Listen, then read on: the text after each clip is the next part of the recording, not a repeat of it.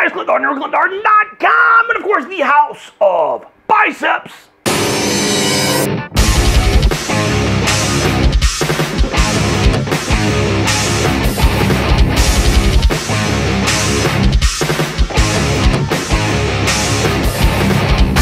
Oh man, I had a question that came in actually several months ago when the question was a little less relevant than it is now. It hurt then, and it sort of stings a little bit now. The individual said, Clint, what does it feel like not to be the best at the House of Biceps any longer?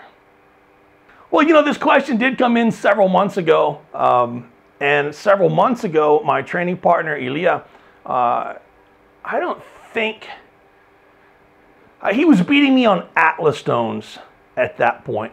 I do have a back injury, and I think that he knows, I absolutely know, I think that he knows that if my back feels good, even for a day, he's absolutely 100% not going to beat me on Atlas stones. And if he doesn't know that, I need to prove that sometime soon. But you know, I've got back issues that have plagued me for the last year. And I think the only time that they have not bothered me was at World's Strongest Man Masters in 2017 in December. Did not bother me the whole trip, the hotel, 30-something hours, flight and transit, all that mess. 1,000-pound yoke didn't bother me. So I don't know, but it's one of those things that bothers me on stones. Currently, I think the only lifts that I can still beat him on would be squat, bench press, and deadlift. And his deadlift is going up, and I've had a rough year health-wise so far. All of my lifts are kind of going down. And he's not far behind me on the deadlift at all at this point. So, look, this is not a surprise at all. When I met him in July or August of 2017, a little over a year ago, I had trained with him a few weeks, and I told my other training partner, and I told him, I said, look, if he keeps training, a year from now, he's going to beat me. He's probably going to beat me on every single event. He's going to be the best in Cyprus. And that's a fact. And that's where we are today. So I didn't not know it was coming. I knew it was coming, and here it is. You know, his log press PR right now is currently 1 kilogram ahead of mine. You know, he can, on any average day outside, he's going to beat me on yoke, stones, sandbags. I've got a better grip than him, so I'm probably going to walk away with anything that's greatly grip related. But he is making huge strides on the grip side as well. And his deadlift is flying. So, you know, it's just a matter of time. But with all that said, and something that I have no problem reminding him or anyone else for that matter, if you are in your 20s and you are 6'5", and you are 350, 360 pounds, and you take pride in beating a 40-plus gray-haired, used to be with a lot of health problems, then your standards are pretty low. But either way you look at it, yeah, it does bite. It bites pretty deep. I'm not used to being beaten by anyone in Cyprus. You know, when I got involved in weightlifting, pretty much all of my training partners could beat me on most everything, and they were small guys, really small guys. And I was a mountain next to them. And training next to them always pushed me to do whatever it takes, you know, to make the training session, to fight through pain, which is probably not the smartest thing that I should have done at the time. But with similar weights, I had an idea. I learned training next to them what my training weight should be on everything, how to structure everything, because all I had to do was follow them. All I had to do was chase them. And they got the same kind of feedback from me to be able to train on a platform with someone that was at least using the same numbers as they were.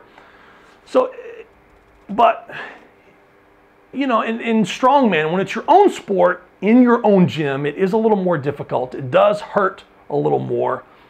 But if he was not here, if he wasn't here, I would probably be fairly content with the numbers that I'm lifting right now. I would probably be saying, yeah, I'm good. I'm happy with that. Yeah, my log, it's okay. I mean, I'm not a good presser anyway. So, 120 kilogram logs, fine. I'll just keep working around the 100 kilogram range, 105, 110. I'll be fine. A contest comes up, I'm going to take last anyway. But when we come in here now, I want a little bit of controversy. Right now and over the last couple of months, we've been neck and neck on log press. And right now he's 1 kilogram ahead of me. I will say that his 131 was easier than my 130. I think it looks easier. It's my opinion. So as he continues to make progress, because he's going to do 140 and 150 and 160 and 170. He absolutely should do those kind of numbers. And I'm not. But I am going to make progress, and I'm going to eventually get to that point to where I'm going to say, I just need to stay within 10 kilograms of him on every lift. I need to stay within 20 kilograms of him on every lift.